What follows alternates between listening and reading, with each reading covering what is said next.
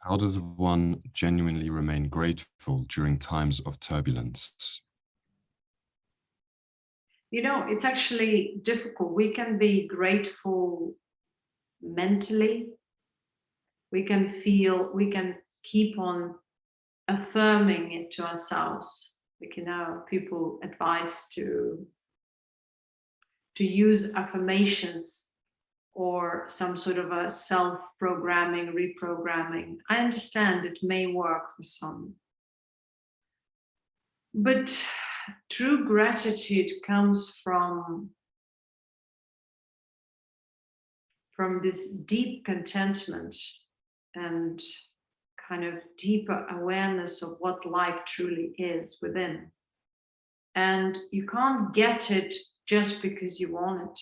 You must have gone through a lot to reach the point of gratitude. Gratitude, contentment are the outcomes of your spiritual refinement or mental, emotional, intellectual, whatever, purgation.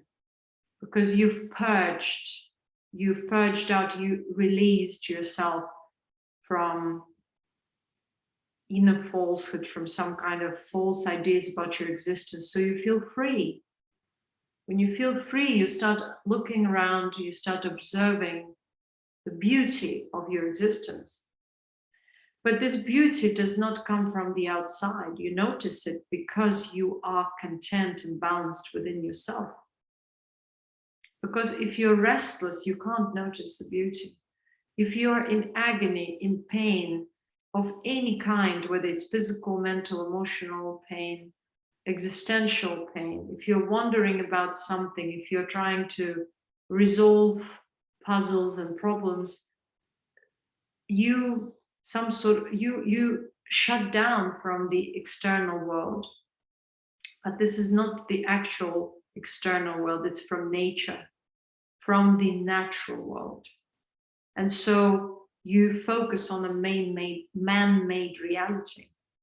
And this man-made reality kind of gradually sucks you in and feeds off you.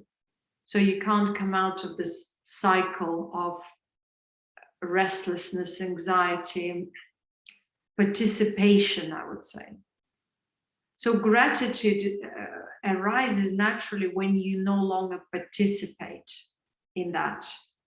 And all of a sudden you discover the beauty of the natural world. And even though we believe that the natural world is some sort of like a scenery for the man-made reality, it is not. We think we know a lot about the natural world, but we don't. Because this natural world is governed by forces which are unknown to us. We can't control natural forces of the natural world. And so the more we get into the alignment with the natural world, the more we are naturally grateful. We don't even need to call it gratitude. It just emanates. We don't need to call it love. It just emanates. It's one and the same thing. We become like a vessel of blessing, a vessel of gratitude, a vessel of contentment. Because we are tuned and aligned to the natural existence, rather than the unnatural man-made reality that spins us in the wheel. And so, again, when people talk about practices, we may push forward, we may try to practice a lot of things, but the fruit is always obtained through surrender. You practice. The moment you sit down and let go, that's when you receive it. The moment you let go of problems, the moment you let go of your concerns and important issues, that's where you find solutions.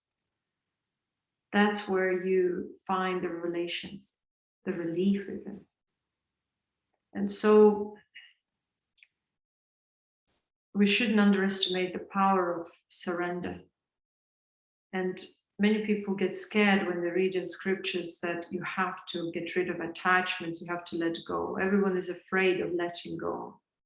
But they know that, or they read that transformation is impossible without letting go. They don't understand that those who aren't afraid to let go actually possess everything without being attached to it. They have everything, they can enjoy anything without actually holding on to one or the other element.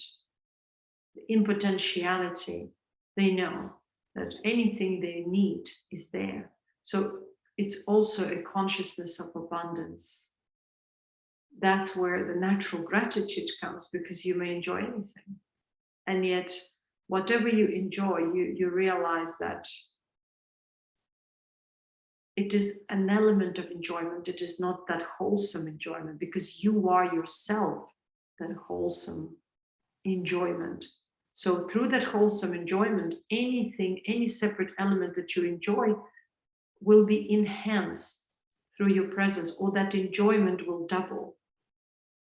But at the same time, it cannot tie you up, because your mind is free from the links with the object of enjoyment. So it's just because you dwell in your natural being. If you enjoy that fruit is a part of you. You don't see difference. Whether you enjoy that fruit or don't enjoy that fruit, that wholesomeness still remains there. So if that fruit just a little bit adds to your enjoyment, you're happier. But that, because if you understand the deep, it's not even understand, if you perceive that deep inner bliss of existence, anything you do or don't do sort of is just an extension. But every time you are in a situation or you are in contact with anything, you are fully there, only to that point, to that degree, to the extent of that moment. Once it's over, your mind is back, or it never even extended, but it's kind of like if the focus was on an apple, let's say, and you enjoyed it, or an orange or something else, you were there with it, grateful to hold it. But once it's became a part of you, that's it. You no longer crave. So it's more of an existence in gratitude rather than having gratitude separate from your own being. So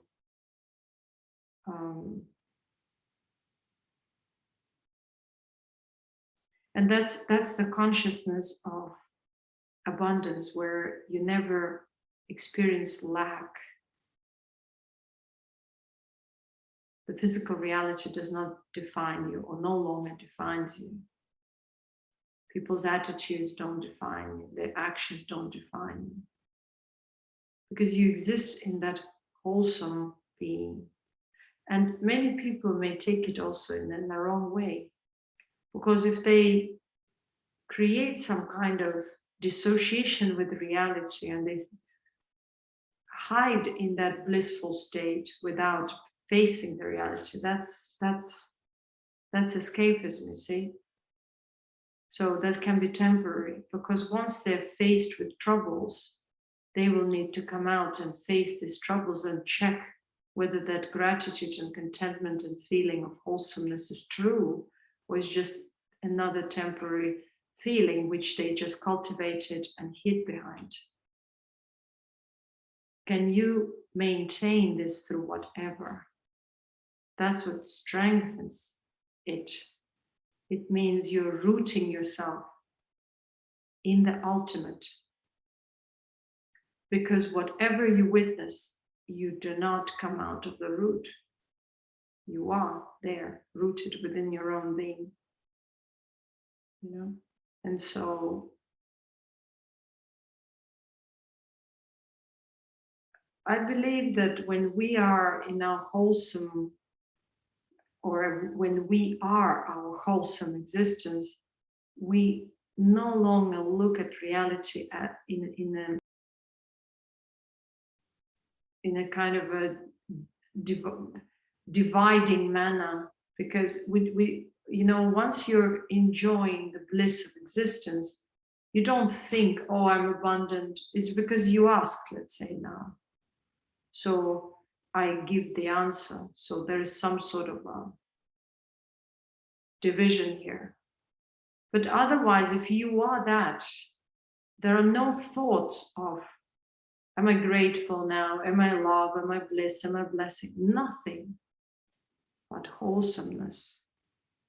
But then you may say, okay, this being is constantly in gratitude. This being, because that's your assumption. That's your understanding. But for that being who actually enjoys the being, there are no questions. There are no intellectual pursuits of trying to understand anything, because they're already content. So all the questions dissolve in the contentment.